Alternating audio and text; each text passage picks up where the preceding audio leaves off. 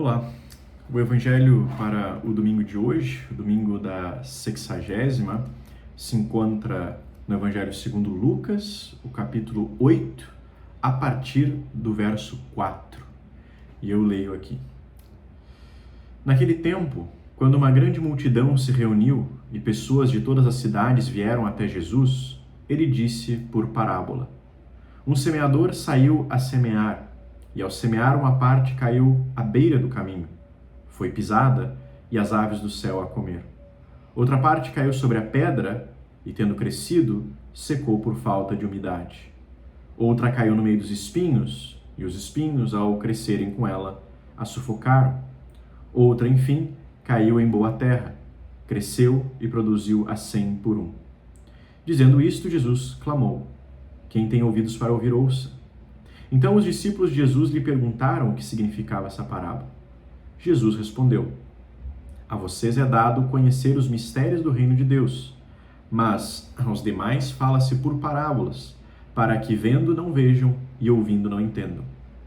Este é o significado da parábola. A semente é a palavra de Deus. Os que estão à beira do caminho são os que a ouviram. Depois vem o diabo e tira-lhes a palavra do coração, para não acontecer que, crendo, sejam salvos. Os que estão sobre a pedra são os que, ouvindo a palavra, a recebem com alegria. Estes não têm raiz, creem apenas por algum tempo e, na hora da provação, se desviam. A parte que caiu entre espinhos, estes são os que ouviram e, no decorrer dos dias, foram sufocados com as preocupações, as riquezas e os prazeres desta vida. Seus frutos não chegam a amadurecer. A parte que caiu na terra boa, estes são os que, tendo ouvido de bom e reto coração, retêm a palavra. Estes frutificam com perseverança. Este é o Evangelho do Senhor. Glórias a Ti, ó Cristo. Então, meus irmãos, que a graça e a paz de Deus, o nosso Pai, e do Senhor Jesus esteja com todos vocês. Dos 3 domingos que a Igreja nos oferece para nós nos prepararmos para a Páscoa, este é o segundo, o da 60ª. 60ª é um nome latino que significa 60 e quer significar que nós estamos aproximadamente a 60 dias da celebração da Páscoa. No domingo passado, da 70ª, nós ouvimos como a palavra de Deus nos instruiu especialmente sobre certos riscos exteriores que constantemente nos assaltam e se investem contra a gente, com o objetivo de removerem ou irem removendo Deus da nossa vida. E a gente viu como que por causa disso a vida cristã ela envolve trabalho, ela envolve esforço, ela envolve labor, no sentido de que nós devemos então nos esforçar por remover todas aquelas coisas que atrapalham a nossa relação para com Deus, que se dá através da sua palavra, dos sacramentos e da oração. Então a vida cristã envolve esforço para remover essas coisas. Por outro lado, ao mesmo tempo, também nós vimos que o salário da vida eterna, a recompensa da vida eterna, ela não deriva do nosso esforço, mas é fruto da bondade do Senhor, da benignidade do Senhor. É um salário da graça que tem origem não naquilo que nós fazemos, mas tem origem única e exclusivamente no coração bondoso do Senhor, que dá muito além daquilo que nós merecemos. Como a gente viu no exemplo daqueles últimos trabalhadores que trabalharam 1 hora apenas e receberam o salário de um dia. Hoje nós também ouvimos, através desse evangelho, sobre certos riscos que dizem respeito à palavra de Deus. Isso por um lado. Por outro, esses riscos, eles são um tanto diferentes. Não se tratam de riscos que nos impedem de escutar a palavra de Deus, mas trata-se de riscos que aparecem exatamente no momento em que nós a escutamos. Riscos que se manifestam e se apresentam para nós quando nós estamos escutando a palavra de Deus. Quando nós ouvimos o sermão, quando nós lemos a Escritura, quando nós ouvimos as leituras bíblicas, enfim. Jesus quer que nós cuidemos como nós ouvimos a palavra de Deus. Cuidem como vocês ouvem, diz o Senhor adiante no Evangelho. Isso é importante para nós, é evidente, porque nós agora estamos escutando a palavra de Deus, nós queremos escutar a palavra de Deus. E por isso nós precisamos cuidar como nós escutamos essa palavra. Não basta só deixar com que o som ressoe nos nossos ouvidos, nossos tímpanos, mas há um modo de escutar. Nós conhecemos a parábola do semeador, essa que a gente ouviu agora. Só que antes de a gente entrar na sua interpretação, é preciso a gente remover um mal-entendido desde o início, de saída. E o mal-entendido é o seguinte, nós precisamos resolver o seguinte ponto. Ninguém é terra boa por natureza. Isso a gente precisa deixar claro desde o princípio. Ninguém é terra boa por natureza. Por causa do pecado original, todos nós fomos feitos terra má. A gente lê em Gênesis 6:5 que diz: Deus viu que era continuamente mal todo o desígnio do coração do homem. Continuamente mal. Todo o desígnio. Agora, desse mau solo do nosso coração, Deus faz, sim, terra boa. O Filho de Deus, pelo preço do seu sangue, comprou a terra do nosso coração. Ele ara essa terra com a sua lei e ele abre sulcos nessa terra pelas múltiplas cruzes da vida que ele permite que nós enviemos ou que nós suportemos, ou cruzes que ele mesmo envia. E ele fecunda essa palavra pela semente, ele fecunda essa terra pela semente da palavra de Deus, que é capaz de torná-la de fato em terra boa e frutífera. Então, nesse sentido, não é o caso de que alguns nascem fadados a ser solo pedregoso, outros nascem fadados a serem um solo espinhoso, e alguns iluminados somente se destinam a ser terra boa. Não. Na verdade, todos nós nascemos como terra má, todos nós somos os três tipos de terra, de alguma maneira. O único solo que nós não somos por natureza é a terra boa, na verdade. Se nós produzimos frutos, é porque o divino agricultor trabalha em nós. Já que nenhum solo, isso a própria experiência nos revela, é bom por natureza, ele precisa ser constantemente trabalhado, cuidado, limpado. Então, sabendo que a terra boa é Deus quem faz, a gente pode entrar na parábola propriamente dita. E a questão é a seguinte: o fato de Deus, o divino agricultor, trabalhar e tornar a terra do nosso coração apta para a semente, não nos isenta da responsabilidade de como nós recebemos essa semente, ou seja, de como nós ouvimos a palavra. Na verdade, nosso Senhor Jesus Cristo, que é o semeador celestial, ele conta essa parábola exatamente para nos alertar dos possíveis modos de ouvirmos e de recebermos, portanto, a semente da palavra de Deus, modos danosos de nós recebermos, ouvirmos a palavra de Deus. Antes de tudo, a gente precisa, por outro lado, notar duas coisas. Primeiro, a palavra de Deus tem uma eficácia própria. Então, em todos os solos, se a gente nota ali a parábola de Jesus, em todos os solos, mesmo no pedregoso, ela começa a germinar. Então, mesmo que a palavra de Deus não produza fruto em todos, ela faz efeito. E a segunda questão que a gente precisa lembrar é a seguinte: todos os tipos de solo receberam a semente. Todos ouviram a palavra. Não se trata aqui de pessoas ou de solos que não receberam a semente ou não receberam a palavra. Todos receberam, todos ouviram. A questão é, nem todos frutificaram. Então há três solos ruins, três modos de recepção da palavra que impedem ela de frutificar. Primeiro, diz que a semente caiu à beira do caminho. E qual que é o problema aqui? As aves do céu levaram embora a semente. E Jesus depois explica, significando que nesse primeiro solo, o diabo arranca a palavra de Deus. As aves que levam embora significam ou representam o diabo que vem e arranca a palavra de Deus do coração da pessoa para que não aconteça de ela crer e ser salva. O diabo vem e arranca essa semente.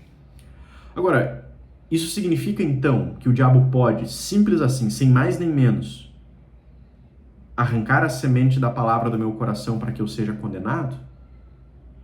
Não, não é isso que significa. Não significa que ele simplesmente pode fazer isso, porque senão todos estariam condenados, ele faria isso com todos e ninguém seria salvo. O diabo deseja a condenação de todo mundo. né? E se fosse simples assim, ele poderia simplesmente arrancar a semente da palavra de Deus. Mas não é simples assim. Porque se a gente prestar atenção, as aves do céu, elas só levam embora a semente depois que essas sementes foram pisoteadas, depois que elas foram pisadas, ou seja, depois que elas foram desprezadas. Então é somente depois de a semente ser pisada, desprezada, as aves do céu, ou o diabo, as levam embora. Então, antes de tudo, a semente caiu à beira do caminho.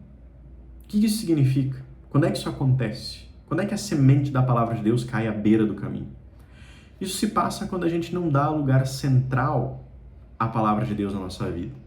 Quando ela fica naquele cantinho, na periferia da rotina, na periferia da vida, ela até está lá, mas está escanteada, pegando pó.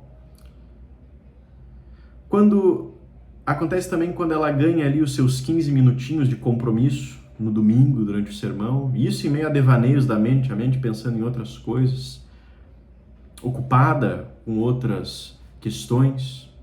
Isso também não é dar lugar central, quando a gente não presta atenção e quando simplesmente faz um compromisso religioso de sentar por 15 minutos e ouvir um sermão e não de fato devota a nossa atenção e o nosso coração à palavra. Também aí nós deixamos ela cair à beira do caminho. Quando a gente pisoteia a palavra, lidando com ela de passagem só, sem a gente se deter seriamente naquilo que ela diz, rapidinho porque eu tenho outras coisas para fazer. Quando a gente deixa ela entrar no ouvido e sair no outro. Quando a gente pensa, isso daqui não serve para mim, eu já sei. Serve isso sim para o outro. Também acontece quando nós oferecemos o centro do nosso coração a outros mestres. Deixamos outros mestres nos formarem, a internet está cheio deles. E deixamos outros mestres formar o nosso coração mais do que a própria palavra. Restando para ela, então, só as beiradas do coração. Em tudo isso, gente, em tudo isso, a palavra está presente, sim, de certa forma, na nossa vida. Não está ausente de todo. Mas também em tudo isso, a gente está dando as valas do nosso coração à palavra. E pisoteamos ela, não dando a ela a devida atenção, não dando a ela o devido tempo, não dando a ela a devida devoção. Então, em tudo isso, nós acabamos deixando ela cair à beira do caminho, em tudo isso nós a pisoteamos de certa forma.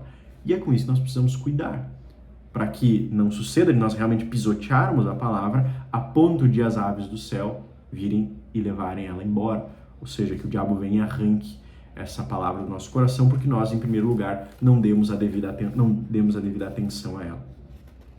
Então, é somente quando há esse desprezo, quando se pisoteia a palavra de Deus, que daí sim o diabo então vem com muito prazer, com muita alegria e arranca ela do coração para que a gente deixe de crer. Mas veja, primeiro é necessário que ela seja desprezada, que a gente deixe ela cair à beira e que de passagem a gente a pisoteie. Em segundo lugar, a semente cai no solo pedregoso. Nesse solo ela começa a crescer, mas por falta de raiz ela seca.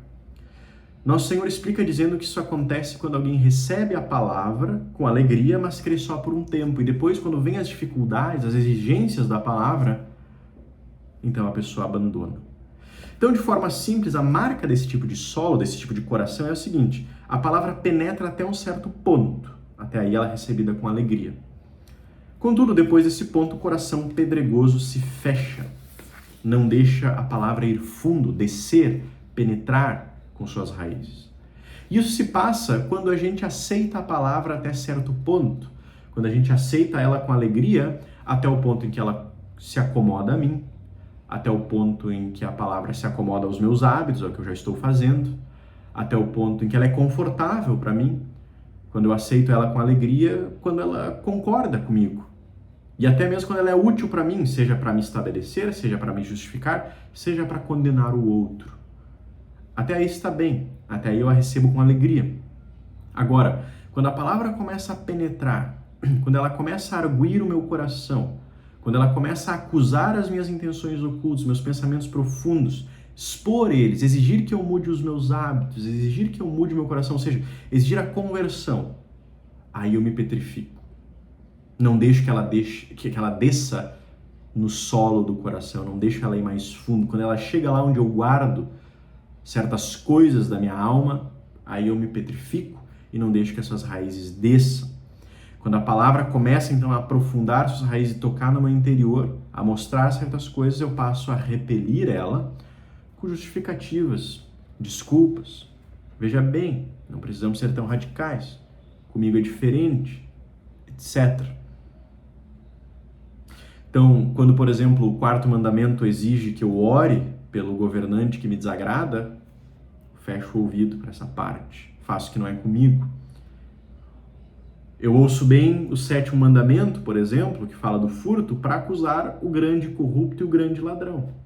Mas não ouço tão bem, por exemplo, quando o mesmo mandamento me diz que eu não devo sonegar impostos, ou que eu não devo, por exemplo, que eu sou réu da ira de Deus se eu compro, por exemplo, mercadorias que são de procedência ilícita e eu sei ou deveria saber, ou se eu, só para tirar vantagem, só para economizar, uso de meios escusos para obter certos serviços, etc., só para eu não ter que gastar.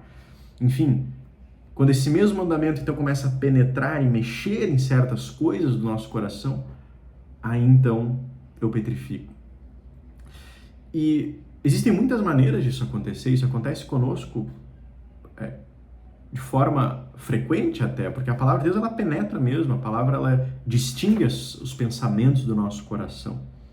E quando isso acontece, quando chega naquele lugar desconfortável, a gente tende a se endurecer, para que a palavra então não nos acuse e a gente não precise mudar.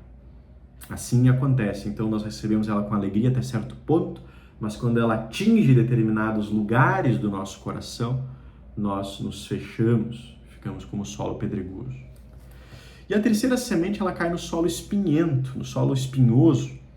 Então, se o problema do solo pedregoso é a falta de algo, ou seja, a falta das raízes ali, por causa das pedras, o problema do solo espinhoso é o excesso de coisas. Não é que falta, mas é que tem demais. Há muita coisa. Então, há coisas ali naquele solo que competem com a palavra de Deus e acabam sufocando ela. Jesus cita as ansiedades da vida, as riquezas. E aqui riquezas não significa que eu preciso ter elas, mas só o meu desejo descontrolado ou desregrado por elas. Desejá-las fora da medida e também os prazeres. Então, mais uma vez, a palavra ela está lá, mas como espinhos, essas coisas crescem por cima, ali ao redor, e as sufocam. Então, quando eu deixo as preocupações pelas coisas da vida, pelo meu sustento, outras coisas que eu devo entregar a Deus, quando eu deixo essas preocupações sufocar o meu tempo para ir no culto, para orar, quando eu deixo a minha busca por uma posição, por condições, sufocar o momento com Deus, na sua palavra, sacramento também, ou quando eu deixo meus hobbies, meu entretenimento, a minha diversão, sufocar o tempo e a atenção para com a palavra de Deus. Essas coisas elas acabam então competindo com a palavra, pegando o espaço dela e sufocando ela, não deixando lugar para a frutificação. Então veja, a palavra ela está lá, não quer dizer que ela não está, mas Jesus alerta para essas coisas que justamente estão ao lado e sufocam ela, não impedem ela ali de gerar o seu fruto. Então deixam a palavra ali confinada, suprimida. E por último cai em boa terra a semente. Agora notem, a boa terra, ela não é boa porque tem mais coisas. Muitas coisas. Na verdade, ela é boa exatamente porque ela tem nada. Porque ela teve coisas arrancadas de si. Na verdade, ela é boa, como vimos, não porque de si mesma é assim, porque a gente falou que nenhuma terra é boa de si mesma. A terra se torna boa porque ela foi lavrada. Quem tem jardim sabe, a terra precisa ser continuamente cuidada, porque ela não fica limpa automaticamente. Então é necessário que o divino agricultor empregue as suas ferramentas na terra do nosso coração. Ele precisa arar a terra do nosso coração, ele precisa revolver a terra, arrancar os espinhos, remover as pedras. E tudo isso é um processo desconfortável e por vezes doloroso. O arado, quem já viu um arado trabalhar, o arado ele quebra a terra, ele corta a terra, revolve a terra, vira ela do avesso. as pedras e os espinhos, elas não dão o braço a torcer. As pedras e os espinhos não saem sem antes muito lutarem, sem antes muito se debaterem. Os espinhos, eles arrancam a raiz e junto com a raiz deles vem terra junto. Arrancam algo da terra de si. Então, essas coisas para saírem precisam de luta, precisam de instrumentos duros e pesados que o agricultor precisa empregar na terra. Se não for assim, a terra não retém a semente, não é capaz de frutificar. E esse processo, gente, esse processo de cuidar da terra e transformá-la em terra boa, se a gente olha ele de fora, ele tem a aparência de uma espécie de destruição. Porque o agricultor parece ferir a terra. Afinal, o agricultor revira ela, muda o seu estado por meio do uso dessas ferramentas. Se a terra pudesse falar, o que ela diria para o agricultor que lhe passa o rude arado? Talvez ela diria assim: agricultor, por que me feres? Por que os sulcos tão largos? E a resposta seria: é para que frutifiques. Assim também nós, meus irmãos, nós somos lavrados também pelo divino agricultor. A cruz que o nosso Senhor envia na nossa vida quebra a dureza superficial do solo, aquela dureza que fica na superfície.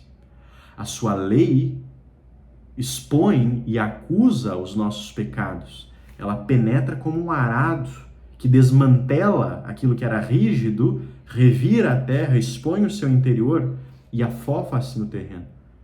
E por fim, nesse terreno preparado pela cruz e pela lei de Deus, é semeada a semente do Evangelho, que agora pode ser retida, recolhida no interior da terra para frutificar. E às vezes é verdade, a gente pode se perguntar assim: Senhor, por que a dureza do arado? Por que a rudeza da enxada? E a resposta do Senhor é: como bom agricultor, eu não firo nem destruo a terra que comprei com meu sangue, mas eu trabalho nela para que dê muito fruto. Então, meus irmãos, o nosso Senhor diz que a terra boa produz fruto com perseverança, ou seja, com paciência. Além de a gente reter e nos agarrar à palavra de Deus que nos é semeada, que é necessário, a gente precisa da paciência. Paciência para suportar o gracioso e duro arado da lei de Deus, que nos acusa, que nos abre, que nos quebranta. Precisamos de paciência também para a benévola enxada da cruz, que vem na nossa vida, que desfaz a dureza do terreno. Recebida a semente, a gente também precisa de paciência depois que a gente recebeu a semente do Evangelho. A semente, ela não tem a aparência da árvore que vai se tornar. Ela é pequena, ela é frágil, ela é visualmente insignificante. Precisamos de paciência para isso também. Também a gente precisa de paciência para o tempo, porque a semente, ela obedece a um tempo que não é o nosso. E não há nada que a gente possa fazer senão aguardar, como o agricultor faz, ele aguarda. Até o dia em que, na derradeira colheita, no dia da vinda de Cristo, nós veremos a forma final dessa semente, como deseja assim o agricultor, nosso Senhor Jesus Cristo. Então, meus irmãos, por hora a gente precisa de paciência. Precisa de paciência para ser julgados, para sermos julgados pela lei de Deus quando ela nos acusa. Paciência para suportar as cruzes que quebram a dureza superficial do terreno, para que assim a gente possa, de fato, receber e reter a palavra do Evangelho, que é a semente celestial. Então agora, meus irmãos, sejamos terra paciente, terra que se deixa trabalhar, que não se queixa do seu agricultor, especialmente quando ele arranca os espinhos, especialmente quando ele remove as pedras, e quando ele abre os sulcos, que são aquelas valas na terra, para que a semente possa então cair. Tudo isso é para que a semente seja retida e assim frutifique. Que o Espírito Santo nos dê a graça de, como bom solo, retermos a semente e sermos pacientes até a sua frutificação. Amém.